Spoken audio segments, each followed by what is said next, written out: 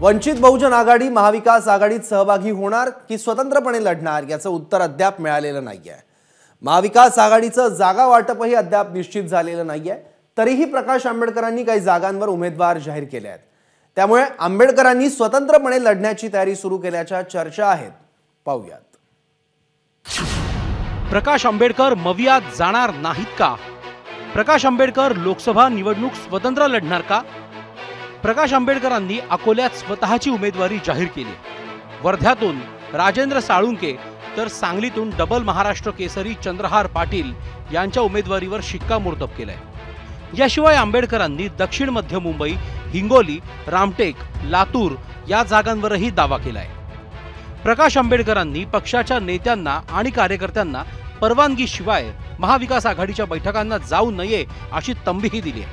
त्यामुळे पुन्हा एकदा 2019 ची पुनरावृत्ती होणार का अशा चर्चा सुरू झाल्या आहेत। कार्यकर्ते उत्साही असतात आणि उत्साही असले की कार्यकर्त्यांमध्येच भांडणं लागतं। तेव्हा आमच्या पक्षामध्ये भांडणं लागू नये आणि आमची डोकेदुखी वाढू नये या दृष्टीने आम्ही आमच्याच कार्यकर्त्यांना इश्यू केलेली ती इन्स्ट्रक्शन्स। प्रकाश आंबेडकरांचा महाविकास आघाडीत अद्याप समावेश झालेला नाही। महाविकास आघाडीचं जागा वाटपही निश्चित झालेलं नाही। त्यातच आंबेडकरांनी पुढच्या 12 दिवसात महाराष्ट्रात सभांचं आयोजन केलंय। साकोली, नवी मुंबई, मुंबई, हातकणंगले आणि सांगलीत प्रकाश आंबेडकर सभा घेणार आहेत। काँग्रेस आणि शिवसेना याच्यामध्ये 15 जागेवरनं वाद आहे। आता यांचं हे रिझॉल्व 7 तारखेपर्यंत होणार असेल ते स्वागतार्ह असं आम्ही त्या ठिकाणी मानतो। आम्ही वेगळे लढलो तर महाराष्ट्रामध्ये वंचित वर्सेस बीजेपी अशी लढत आहे। वंचित महाविकास आघाडीचा घटक आहे की नाही आहे हा संभ्रम अद्यापही आहे महाराष्ट्राला। तुम्ही काय सांगाल? तो संभ्रम आम्हालाही आहे। नरेंद्र मोदी वर्सेस प्रकाश आंबेडकर हा सामना पाहायला मिळू शकतो का? थेट मी आपला अकोल्यातच लढलो, त्यांनी अकोल्यात येऊन लढावं माझं म्हणलं, मग आमने सामने बोलतो। प्रकाश आंबेडकरांच्या या भूमिकेवर महाविकास आघाडीच्या नेत्यांनी सावध प्रतिक्रिया दिली। प्रकाश आंबेडकरांनी महाविकास आघाडीत सहभागी व्हावं ही आंबेडकरी जनतेची इच्छा असल्याचं राऊत म्हणाले। आंबेडकरी जनता जी आहे, वंचित बहुजन पक्ष म्हणून म्हणत नाही की एक ही जी जनता आहे आंबेडकर विचारसरणीची, त्यांची मानसिकता आहे आणि त्यांची भूमिका आहे। आम्ही गावागावात पाहतो की या वेळेला प्रकाश आंबेडकर साहेबांनी संविधानाच्या रक्षणासाठी महाविकास आघाडीबरोबर त्या प्रवाहात सामील व्हायला हवं।